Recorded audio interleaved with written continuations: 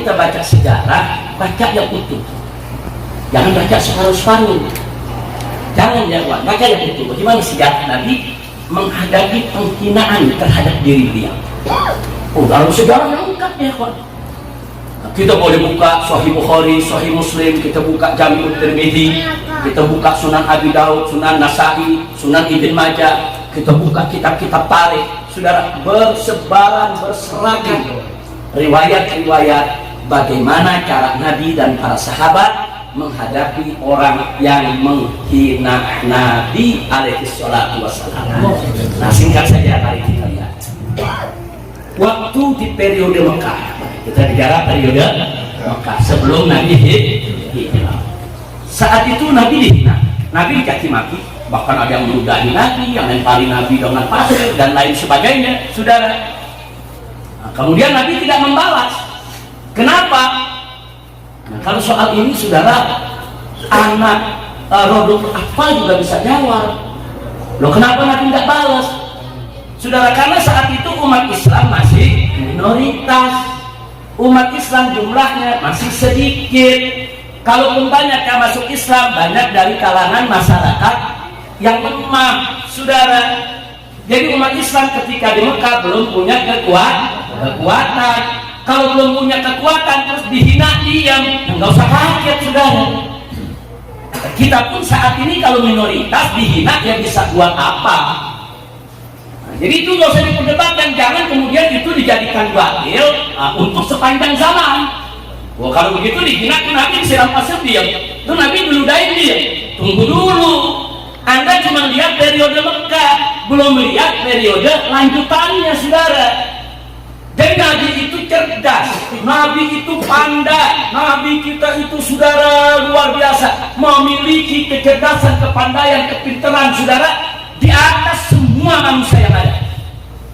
Jadi Nabi tahu menempatkan posisi, kapan harus dihukum seseorang yang menghina Nabi, kapan harus dibiarkan, kapan kita harus diam, kapan kita harus bicara, kapan kita harus bertindak.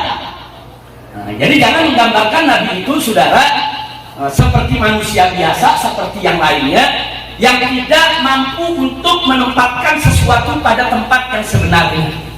Nah, jadi kenapa saat itu Nabi dihina, kok sahabat diam? Nah, boro-boro sahabat membela Nabi, mau mempertahankan akidahnya aja setengah mati. Bayangkan Ammar bin Yasir, ibu bapaknya dibunuh depan matanya, saudara. Bagaimana dengan Bilal, saudara, dipentang di tengah padang pasir, diikat, dikambuki, ditindih dengan batu karang yang besar. Umat Islam saat itu boro-boro membela Nabi yang dihina, saudara. Ini mau jaga keselamatan diri aja setengah mati. Kenapa? Karena posisi umat Islam masih lemah. Bukan lemah imannya ya, tapi lemah fisiknya, lemah jumlahnya, lemah personilnya, saudara. Ya wajar kalau saat itu orang-orang kafir yang hina Nabi masih dibiarkan. Kira-kira jelas tidak? Sekarang yang kedua, waktu Nabi hijrah ke Taif. Sebelum Nabi hijrah ke Madinah, beliau berusaha hijrah ke Taif. Nah, sampai di Taif apa yang terjadi? Beliau diusir, ditipuki, disambiti, dicaci-maki, sampai luka, sampai berdarah-darah. Sudah, sampai-sampai malaikat datang kepada Nabi menawarkan diri, murni ya Rasulullah, perintahkan kepadaku ya Rasulullah, engkau terbalikan ini gunungnya ada di Taif untuk dimusnahkan itu warga Taif. Tapi Nabi tolak, ya. Berhenti dulu sampai di sini. Malaikat menawarkan bantuan menghancurin Taif. Saya bertanya, malaikat mampu? Mampu. Kalau Nabi menganggukkan kepala, selesai. Selesai kalau Nabi mau balas ya. Tapi saat itu apa yang dijawab oleh Nabi kepada malaikat yang datang? Kata Nabi, la bal arju an yakhruja min aslabihim man yu'minu billahi wa rasulih. Jangan. Bahkan aku memohon kepada Allah, berharap kepada Allah agar di suatu hari nanti akan lahir dari keturunan mereka orang-orang yang beriman kepada Allah dan beriman kepada Rasulullah Sallallahu Alaihi Wasallam. Sudah ada. Nah, di sini ada pelajaran buat kita. Kenapa Nabi nggak balas? Nah, kalau di Mekah kita bilang waktu itu tadi lemah, umat Islam nggak bisa balas. Kali ini bukan nggak bisa balas nih, ada malaikat datang nawarin diri, kalau mau balas bisa. Bisa, cuma ada satu kunci yang Nabi ajarkan kepada kita ya, wah. Nabi saat itu melihat penduduk Taif ini sebagai korban propaganda kafir Quraisy. Lah, kan Nabi nggak kenal mereka nggak kenal Nabi. Kok bisa-bisanya mereka nolak Nabi alaihi salatu wassalam? Dari mana mereka menganggap Nabi ini berbahaya, Nabi ini tukang sihir, Nabi ini pemecah belah bangsa? Karena fitnah yang disebarluaskan oleh kafir Quraisy di kota Taif. Kafir Quraisy itu kirim utusan, awas kalau Muhammad datang usir, awas kalau Muhammad itu datang jangan diterima di sini. Muhammad itu pemecah belah bangsa. Gara-gara Muhammad, kami di kota Mekah, anak dengan orang tua pecah. Kami ikut agama Muhammad. Muhammad ini berbahaya, Muhammad ini tukang sihir dan seterusnya. Sehingga masyarakat Taif termakan isu tadi ya. Artinya apa? Mereka nggak tahu, mereka cuma korban. Inilah dasarnya Nabi. Nabi nggak mau menjatuhkan hukuman kepada korban ya. Jadi mereka ini nggak tahu apa-apa. Bahkan Nabi doain, Nabi kesian ini mereka nggak tahu apa, mereka nggak ngerti, cuma ikut-ikutan, kemakan isu. Maka itu Nabi nggak hukum sudah. Subhanallah. Kira-kira jelas ya? Cerdas gak kita punya Nabi? Cerdas. Oh ini korban. Ini korban isu. Kalau sekarang ini korban berita hoax sudah. Nah, ini korban. Kalau korban itu bukan dihukum, dikesihani, diajarkan, dibina, didoain, biar mereka sadar, biar mereka mendapat informasi yang benar. Itulah dasarnya Nabi kita Muhammad Sallallahu Alaihi Wasallam. Sampai di sini jelas tidak? Jadi waktu di kota Mekah bagaimana, waktu di Taif bagaimana cara Nabi menghadapi para penghina. Sekarang kita beranjak ke Madinah. Di Madinah ada dua posisi yang ditunjukkan oleh Nabi, saudara. Di satu posisi Nabi membiarkan orang-orang yang menghina beliau. Tapi pada posisi yang lain ada beberapa penghinaan Nabi dihukum mati oleh Nabi alaihi salatu wassalam. Nah ini kita mesti bacanya pelan-pelan, kita yakin ada apa saudara. Jangan sejarah separuh diambil, separuh kita buang, nggak boleh. Ini kan dua-duanya sejarah Nabi. Nabi memaafkan orang yang menghina itu sejarah Nabi. Nabi menghukum mati orang yang menghina itu juga sejarah Nabi. Nah kita harus memahami sejarah secara komprehensif. Jangan separuh-separuh kalau belajar agama, jangan separuh-separuh kalau mau kaji sejarah. Kita mulai dari yang dimaafkan oleh Nabi alaihi salatu wassalam. Saudara, ada satu pengemis Yahudi, buta matanya, miskin, duduk di pasar, tiap hari mengemis, tiap hari Nabi sedekah. Nabi kasih bantuan. Padahal setiap hari si pengemis ini mencaci maki Nabi. Tapi dari hukum Nabi dibiarkan sampai begitu Nabi wafat meninggal dunia, saudara. Sayyidina Abu Bakar Siddiq radhiyallahu taala anhu datang ke putrinya yaitu Sayyidatuna Aisyah radhiyallahu anha. Jadi Sayyidina Abu Bakar tanya kepada Siti Aisyah, dulu waktu Nabi hidup apa kebiasaan yang dilakukan oleh Nabi? Seperti membantu para janda, membantu para yatim, membantu pengemis dan lain sebagainya. Salah satu yang disebut oleh Siti Aisyah, di pasar itu ada pengemis yang Nabi nggak pernah lupa bantuin. Sayyidina Abu Bakar melanjutkan kebaikan Nabi Sina. Nah, ini saking cintanya Sayyidina Abu Bakar Siddiq radhiyallahu anhu kepada Nabi kita Muhammad sallallahu alaihi wasallam. Dulu yang pernah dibantu Nabi janda mana? Dibantu Abu Bakar Siddiq. Dulu yang pernah dibantu sama Nabi yatim mana? Dibantu oleh Sayyidina Abu Bakar Siddiq. Nah, Sayyidina Abu Bakar datang ke orang tadi, dibantu oleh Sayyidina Abu Bakar sebagaimana dulu Nabi. Begitu dibantu, dipegang tangan Abu Bakar sama si pengemis tadi. Si pengemis ini bilang apa? Ini tangan bukan tangan yang biasa bantu lagi. Karena tangan yang dipegang dulu tangan ini tangan lain. Begitu. Saya tahu banget ya, namun nggak lama kemudian orang yang memberikan ini puji orang bagus, terima kasih kau sudah berikan aku. Jangan seperti Muhammad tuh, dia caci maki lagi. Kaget Sayyidina Abu Bakar. Sayyidina Abu Bakar kaget tanya sama itu orang, kau nggak salah mencaci maki Muhammad? Ya Muhammad begini. Kau tahu Muhammad itu? Kau pernah ketemu Muhammad itu? Dia nggak tahu ya. Dikasih tahu oleh Abu Bakar Siddiq, kau tahu orang yang setiap hari membantumu di sini yang tadi kau sebut tangannya begitu lembut penuh kasih, itulah Muhammad yang membantu. Oh, kaget. Orang tadi kaget, menyusul, menangis, saudara.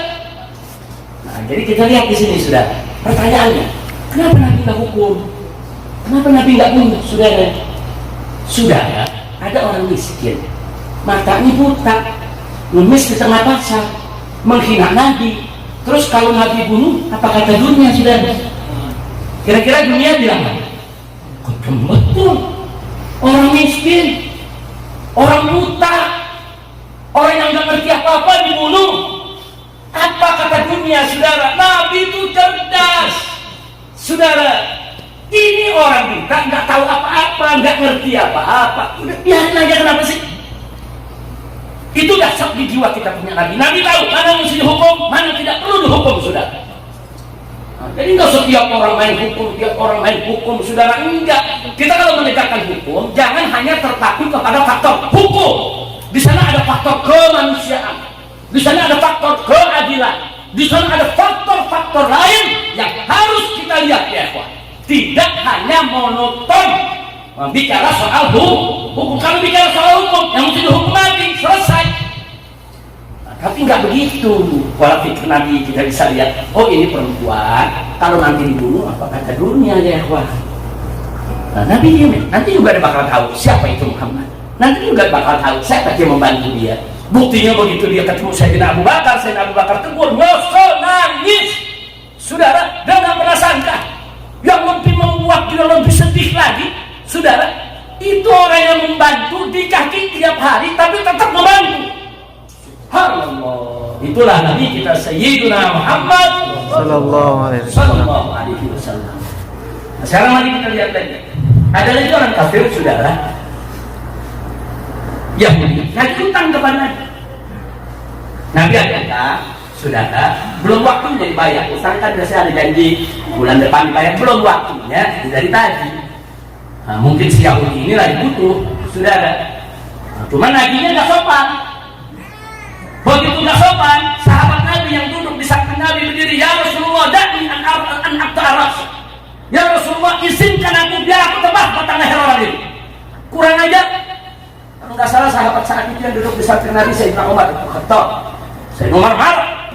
Apa kata Nabi? Ya Umar, tenang, Idris Magana duduk. Seharusnya kau nasihati dia supaya sabar lagi utang. Dan mestinya kau nasihati aku supaya buru-buru bayar utang. Subhanallah.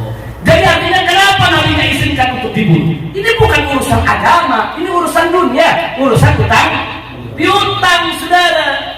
Karena ini urusan dunia, urusan utang piutang, urusan Nabi sama Yahudi. Jangan, Umar nggak boleh sembarangan bunuh orang, saudara. Subhanallah. Jadi terjawab, kenapa nggak dibunuh? Kenapa nggak dihukum mati? Karena itu urusan pribadi. Ini dasarnya karakter kita punya Nabi. Kalau urusan pribadi, Nabi dihina, Nabi dicaci maki, Nabi tidak akan balas siapa. Kalau urusan pribadi, enggak, Nabi pemaaf.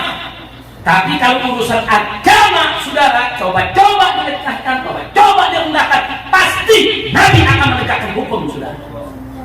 Jadi tolong dibedakan karakter kita punya Nabi. Kalau pribadi, Nabi maafi. Kira-kira jelas tidak? Oh, ini pribadi, urusan utang, dia marah, ya sudah.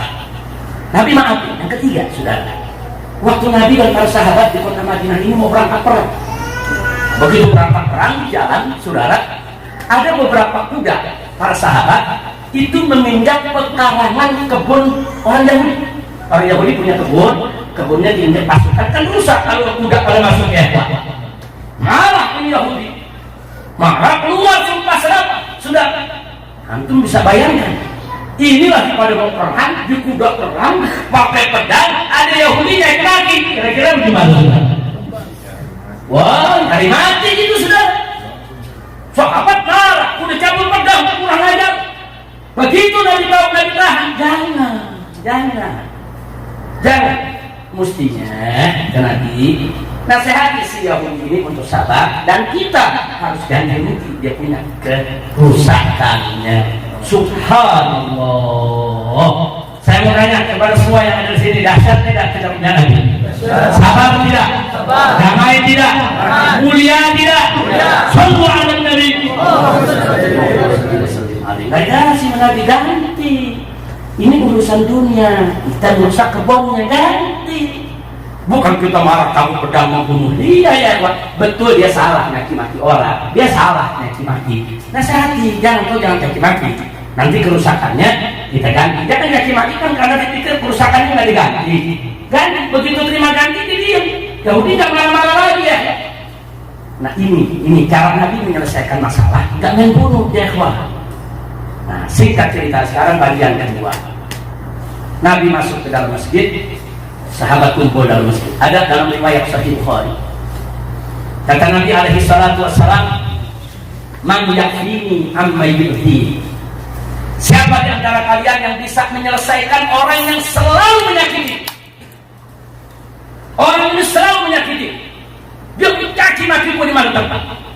Namanya Ka'ab ibn Ashraf, tokoh Yahudi ya. Kemudian seorang sahabat Muhammad bin Maslamah angkat tangan, "Ana ya Rasulullah. Aku yang akan selesaikan dia ya Rasulullah." Keluar dari masjid cari itu orang, dibunuh dia. Dibunuh, penggal kepalanya, bawa depannya. Selesai. Kenapa yang ini dibunuh, kok yang itu nggak dibunuh ya Tuhan? Yang tadi urusan kebun, urusan utang, urusan perempuan miskin di tengah pasar ya Tuhan. Nabi maafkan, Nabi biarkan, tapi yang ini lain. Ini tokoh Yahudi keluar masuk kampung, keluar masuk rumah, di mana-mana memfitnah Nabi, di mana-mana menghina Nabi. Nabi tidak terima, makanya Nabi katakan, "Man yakfini amma yu'zi." Siapa di antara kalian, hei sahabatku, yang bisa menyelesaikan orang ini, yang selalu menyakitiku? Berangkat sahabat sudah. Ini ada dalam Sahihul Bukhari, bukan hadis dhaif. Ini bukan hadis maudhu, saudara. Ini hadis sahih. Berangkat. Nah begitu juga ada satu lagi, saudara. Satu lagi Yahudi namanya Abu Rafiq. Sudah. Sama. Nabi kumpulkan lagi sahabat. Nabi tanyakan siapa yang siap untuk membunuh daripada Abu Rafiq tadi. Sahabat angkat tangan lagi, berangkat, dicari, dibunuh, selesai. Nah sahabatnya banyak ngomong ya Tuhan. Mana menyakiti Nabi? Apalagi sudah diperintah oleh Nabi, jangan berangkat, dibunuh atas perintah Nabi. Jadi jangan kita kemudian malu cerita, malu nih, masa sih Nabi mengirim sahabat untuk bunuh orang? Ya ikhwan, ini Nabi sedang menegakkan hukum, bukan Nabi ganas, bukan Nabi jahat. Ini hukumnya dari Allah. Enggak boleh orang menghina Nabi Muhammad sallallahu alaihi wasallam. Kalau enggak mau dibunuh, ya jangan hina Nabi. Selesai. Saudara. Dan enggak sampai di situ, saudara. Beberapa sahabat di tengah jalan bertemu dengan orang yang menghina Nabi, dibunuh. Sayyidina Ali pernah bunuh satu perempuan Yahudi di tengah pasar, saudara, dibunuh karena menghina Nabi. Abdullah ibn Zubair pernah bunuh orang, Khalid bin Walid dibunuh. Siapapun yang menghina Nabi ya. Dan semuanya direstui oleh Nabi alaihi salatu wassalam. Tidak ada satupun yang tidak direstui oleh Nabi. Padahal Nabi nggak nyuruh dia. Kalau tadi kan Nabi suruh tuh Abu Rafiq sama Ka'ab bin Ashraf. Kalau ini Nabi nggak suruh. Sahabat saya di jalan ada orang menghina Nabi. Dikasih peringatan nggak ngerti, dibunuh. Habis itu baru lapor Nabi. Aku membunuh seseorang ya Rasulullah. Kenapa kau bunuh? Karena dia menghina, aku nggak kuat.